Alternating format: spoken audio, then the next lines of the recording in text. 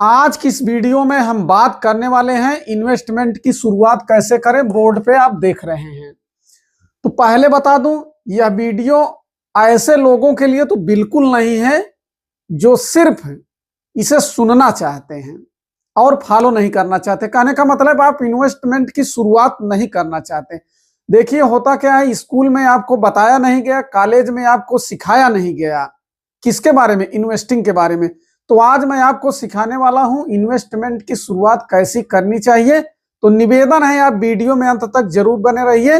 तो इन्वेस्टमेंट की आप ABCD जरूर। सबसे पहले हम समझते हैं इन्वेस्टमेंट या निवेश का मतलब क्या है। देखिए इन्वेस्टमेंट या निवेश का मतलब है आज अपने पैसे को ऐसी जगह लगाना जहां वह भविष्य में आपके लिए और पैसा बनाए। जैसे उदाहरण के रूप में देखें, आपके पास 100 रुपया है, मान लीजिए 100 रुपया आपके पास है, आपने उसको खर्च कर दिया और वह खत्म हो गया। लेकिन अगर आपने वही 100 रुपया किसी ऐसी जगह इन्वेस्ट कर दिया होता, जैसे इन्वेस्ट टूल में कहीं इन्वेस्ट कर दिया होता, तो यही 100 रुपया ये 200 भी बन सकता है, 300 भी बन सकता है, भविष्य में 500 भी बन सकता है। लेकिन खर्च कर दिए तो समाप्त हो गया। तो पैसा, कहने का मतलब आप इन्वेस्ट कर देंगे तो पैसा काम करेगा, आप नहीं। जैसे बैंक में पैसा आपके पास है 4-5 लाख रुपए, 3 लाख रुपए, आप उसको FD कर दिए तो आप आराम से सो रहे हैं घर, लेकिन वो ब्याज पे ब्याज जो है बन रहा है। यही पैसा क्या होता है, इसी पैसा जो बढ़ता है इसी को क्या कहा जाता है, इन्वेस्टमेंट इसी को कहा जाता है। इन्वेस्टमेंट शुरू करने से पहले सबसे पहले हमको करना क्या चाहिए। इन्वेस्टमेंट शुरू करने से पहले सबसे पहले हमको फाउंडेशन बनाना पड़ता है। क्या बनाना पड़ता है, फाउंडेशन।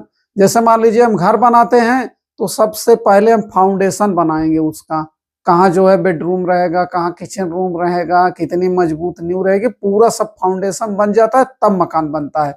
ऐसे में इन्वेस्ट करने से पहले क्या बनाएंगे, सबसे पहले फाउंडेशन एक अपना बनाएंगे।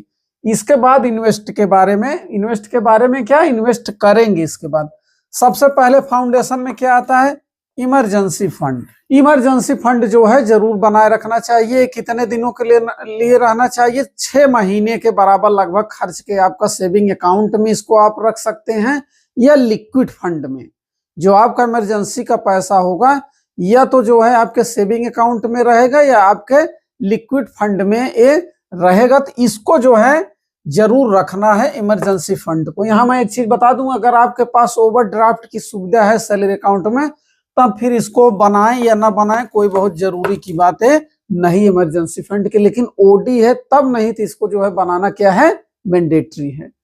दूसरा है इंश्योरेंस का।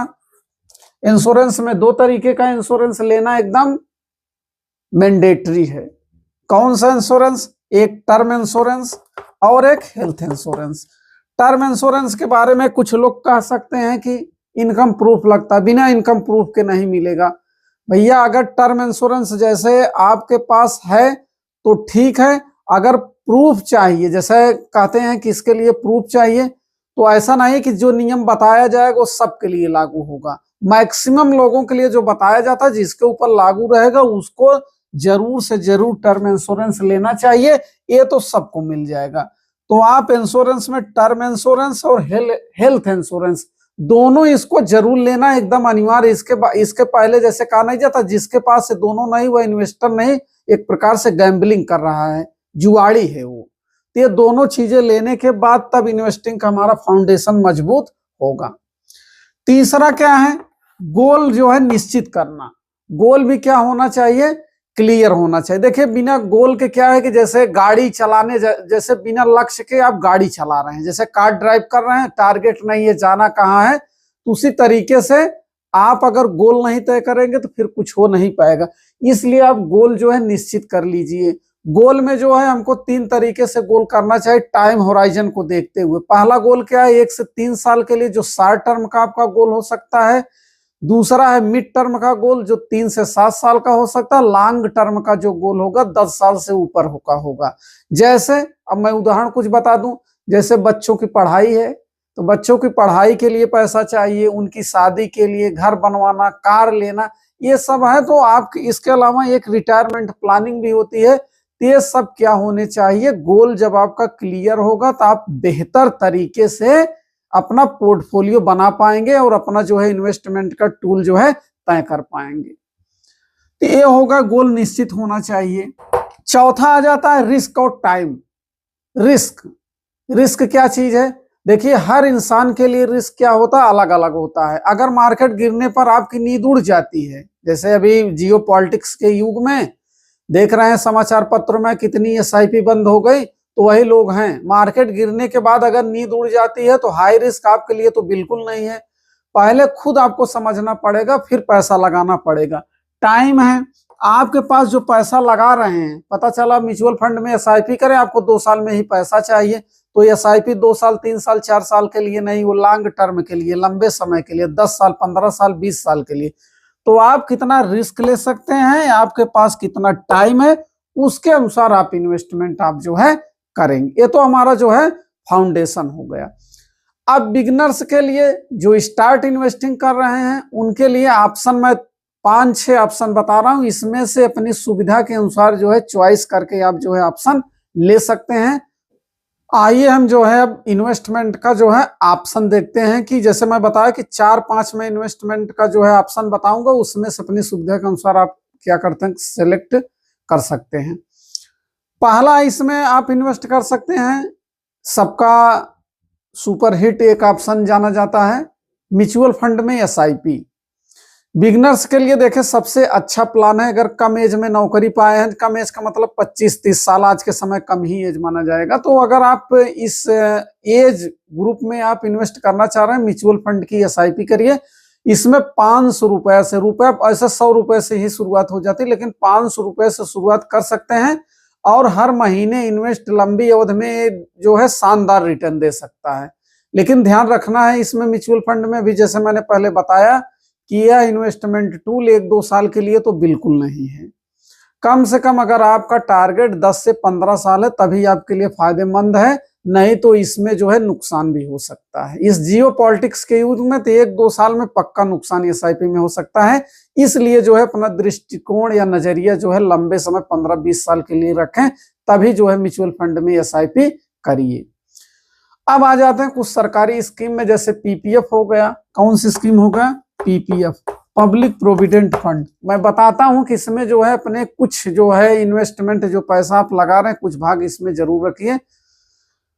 कारण क्या है? यह एक सरकारी बेहतरीन विकल्प है, सरकार की गारंटी है। 15 साल चूंकि इसमें लॉक इन पीरियड होता है और उसमें आप एक बड़ा फंड जो है बना सकते हैं। लेकिन इसमें क्या रखना, याद रखना है कि इसमें देखिए, इसमें ग्रोथ जो है क्या होगा, स्लो होगा, लेकिन 100% इसमें क्या है, सिक्योर हो, चूंकि गवर्नमेंट बैक्ड स्कीम है। तो आप पीपीएफ जो है अकाउंट में ले सकते हैं और उसमें अपना इन्वेस्टमेंट कर सकते हैं। तीसरा आ जाते हैं SSY। अगर बेटी है आपके घर में, बेटी के लिए इन्वेस्टमेंट करना चाहते हैं तो सुकन्या समृद्धि योजना एक बेहतरीन योजना है। जैसा हम जानते हैं 250 रुपया इसमें साल में जमा करना रहता है, कम से कम अधिकतम 1.5 लाख रुपया जमा कर सकते हैं। 15 साल जमा करना है और 21 साल में मैच्योरिटी हो जाती है, तो एक बड़ा फंड जो है बना सकते हैं, वो भी जो है टैक्स फ्री रिटर्न है। तो ये हो गया सुकन्या समृद्धि योजना।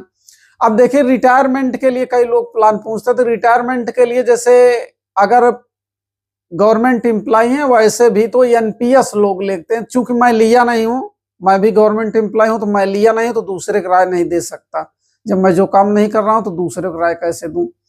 तो एनपीएस है, पीपीएफ है, ये सब योजनाएं जो है आप ले सकते हैं अपनी सुविधा के अनुसार।